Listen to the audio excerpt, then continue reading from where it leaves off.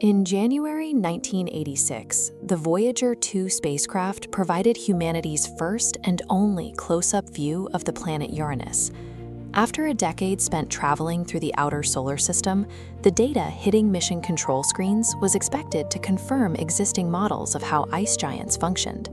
Instead, the telemetry described a world that appeared physically broken. The readings defied the basic laws of planetary formation scientists had spent centuries refining. The most immediate anomaly was its rotation. While Earth sits at a 23-degree tilt, Uranus is pitched over at nearly 98 degrees. It literally rolls around the Sun on its side. And despite its neighbor Neptune being much further from the Sun's warmth, Uranus recorded the lowest temperatures of any planet, dropping to -371 degrees Fahrenheit. Voyager's instruments then picked up a lopsided magnetic field, tilted 60 degrees away from the planet's axis of rotation and offset from its center. More baffling still, the radiation belts, the energetic particles trapped by that field, were 100 times weaker than any prediction. Because no other mission has visited the system in the 40 years since, these anomalies have remained frozen in time, forcing researchers to repeatedly analyze the same 1986 dataset to find what they missed. To find new evidence, researchers are turning to ground-based instruments, like the Gemini North Telescope in Hawaii, to study the planet's atmosphere from millions of miles away. They've been focused on a visual contradiction. Uranus and Neptune have nearly identical masses, sizes, and chemical makeups, yet they look nothing alike. One is a deep, vibrant blue, while the other is a pale, featureless cyan. Neptune's atmosphere is a chaotic engine of storms and high-altitude winds, marked by features like the Great Dark Spot. By contrast, Uranus appears almost entirely static in visible light. Modern atmospheric models suggest the reason for this difference is meteorological gridlock. Uranus's atmosphere is uniquely stagnant and sluggish compared to its twin. On both planets, methane ice condenses onto atmospheric particles and falls as methane snow.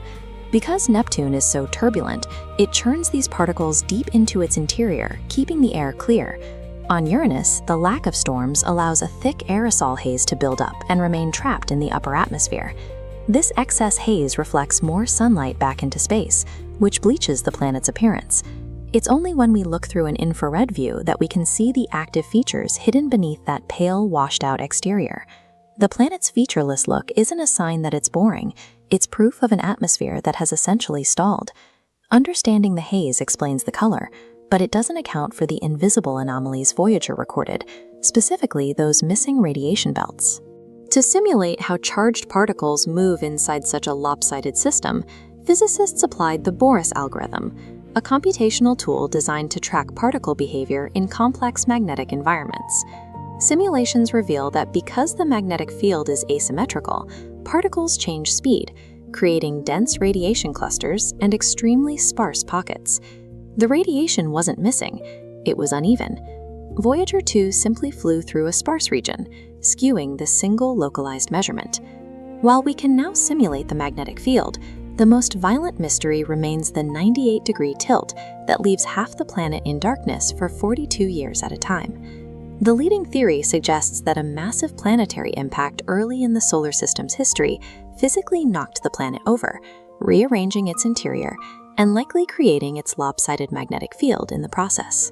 We have used every modern algorithm available to squeeze answers out of the 1986 archives, revealing a world shaped by a violent past. Despite these breakthroughs, we have reached a limit. Earth-based telescopes and 40-year-old data cannot see into the deep interior of the planet. We still don't know if liquid water oceans are hiding beneath the icy crusts of its 28 moons, a discovery that would rewrite our understanding of habitability in the outer solar system. Because of these unanswered questions, planetary scientists have designated a return to Uranus as the highest priority for the next decade of space exploration. This is the Uranus Orbiter and Probe, a multi-billion-dollar flagship mission currently being planned for a launch in the early 2030s. This chart shows the logistical constraints for the journey. The clustered data points represent optimal launch dates that utilize a Jupiter gravity assist. Without that boost from Jupiter's gravity, The mission would require significantly more fuel and a much smaller scientific payload. The mission will deploy a probe directly into the atmosphere to sample its chemistry, while the orbiter maps the interior structure and searches the moon system for active plumes or internal heat. To understand the chaotic origins of our own neighborhood, we have to move past the snapshots of 1986 and finally return to the solar system's most significant outlier.